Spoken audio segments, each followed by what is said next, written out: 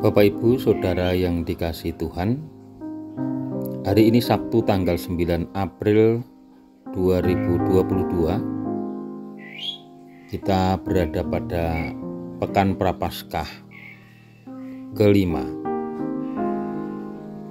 Bersama saya Anton Rianto dari Paroki Santo Alfonsus Nandan, Yogyakarta, Keuskupan Agung Semarang, mengajak saudaraku semua untuk bersama-sama merenungkan sabda Tuhan yang hari ini kita ambil dari Injil Yohanes bab 11 ayat 45 sampai dengan 56. Dalam nama Bapa dan Putra dan Roh Kudus. Amin. Pujian bagimu ya Tuhan, karena kebaikan-Mu, Engkau memberikan rahmat kehidupan, rahmat kesehatan kepada kami. Bukalah mata hati kami ya Tuhan, agar kami bisa mendengarkan sabda Tuhan, meresapkan dalam hati dan melakukan dalam kehidupan kami sehari-hari. Amin. Semoga Tuhan beserta kita sekarang dan selama-lamanya. Inilah Injil Tuhan menurut Santo Yohanes. Dimuliakanlah Tuhan.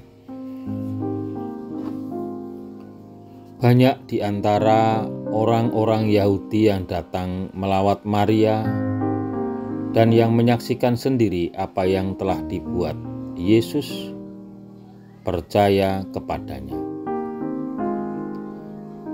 Tetapi ada yang pergi kepada orang-orang Farisi dan menceritakan kepada mereka apa yang telah dibuat Yesus itu.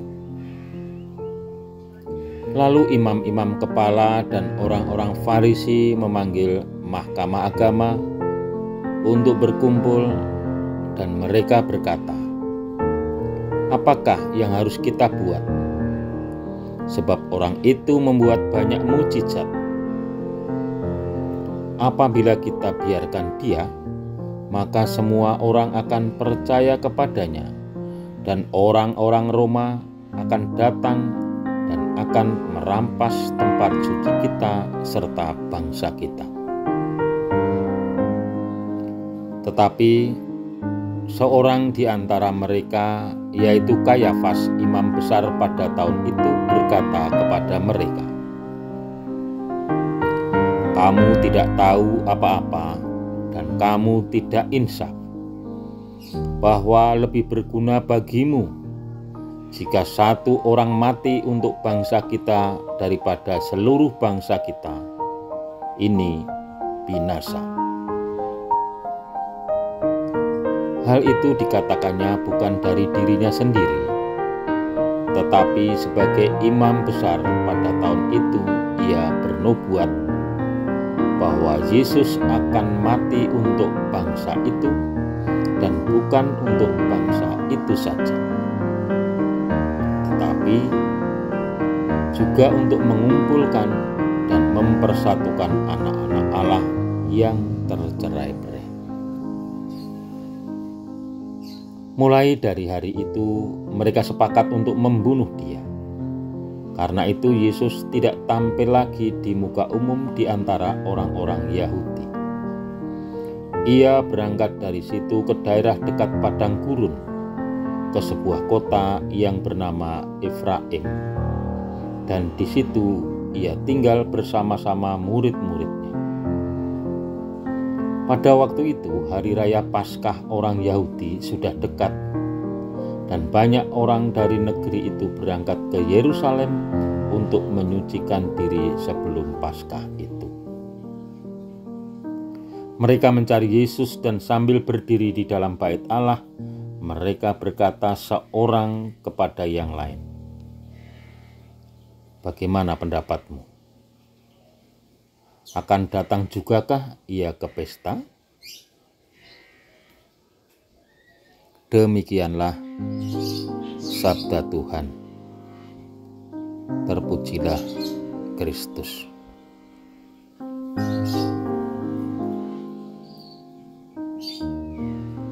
Bapak, Ibu, Saudara yang dikasihi Tuhan, harta, tahta itu bisa menjadi sarana untuk semakin mendekatkan diri dengan Tuhan, untuk bisa menjadi bagian dari rencana kasih Tuhan. Tetapi di balik itu, harta dan tahta bisa membuat orang lupa diri dan semakin menjauhkan diri dengan Tuhan. Injil yang kita dengarkan hari ini, ketika Yesus melakukan banyak tanda, banyak mukjizat, banyak orang Yahudi menjadi percaya kepadanya. Tapi mereka yang mapan, mereka yang memiliki harta, mereka yang memiliki tahta, mereka yang menjadi orang-orang penting dan berada di zona nyaman, justru merasa terusik atas keberadaan Yesus. Mereka paranoid, mereka ketakutan. Bahkan dengan caranya dia memprovokasi untuk membunuh Yesus. Bapak Ibu yang dikasihi Tuhan, Imam Besar Kayafas adalah provokator utama dalam agenda karya keselamatan Yesus. Provokator untuk menyerang Yesus yang berbuat baik untuk orang-orang Yahudi pada waktu itu. Dia dengan tegas mengatakan lebih baik Yesus mati. Mengapa Kayafas mengendaki seperti itu? Karena semakin banyak orang percaya kepada Yesus dengan mukjizat-mukjizatnya. Kalau semakin banyak orang percaya kepada Yesus, maka kedudukannya akan terusik, bahkan terancam. Tahtanya bisa terusik, bahkan terancam. Mereka khawatir akan merampas tempat suci serta bangsa-bangsa yang mereka selama ini kuasai. Bapak Ibu yang dikasihi Tuhan, bisa jadi kita atau di antara kita itu juga berpikir jahat seperti Kayafas dan orang-orang Farisi. Dengan ketamakan kita, dengan kesombongan kita, merasa bahwa kita orang berpengaruh, merasa kita orang yang mapan, merasa kita memiliki tahta, merasa kita memiliki jabatan, kita berada di zona nyaman. Dan ketika ada orang-orang yang berbuat baik dan itu mengusik kita, maka itu menjadi ancaman bagi kita. Kita menjadi orang jahat, bagaimana menyingkirkan orang-orang itu.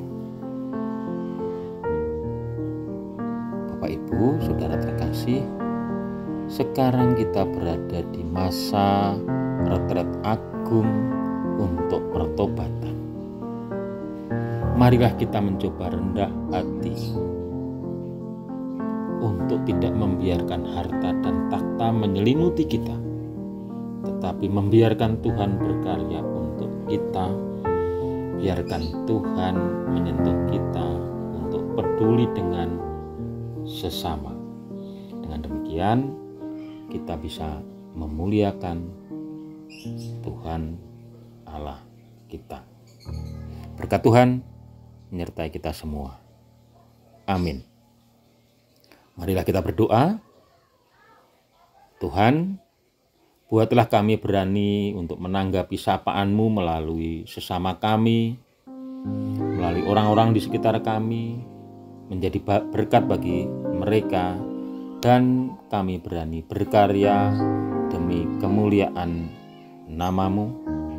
Tuhan kami Yesus Kristus yang hidup dan berkuasa, Allah sepanjang segala masa. Amin. Dalam nama Bapa dan Putra dan Roh Kudus.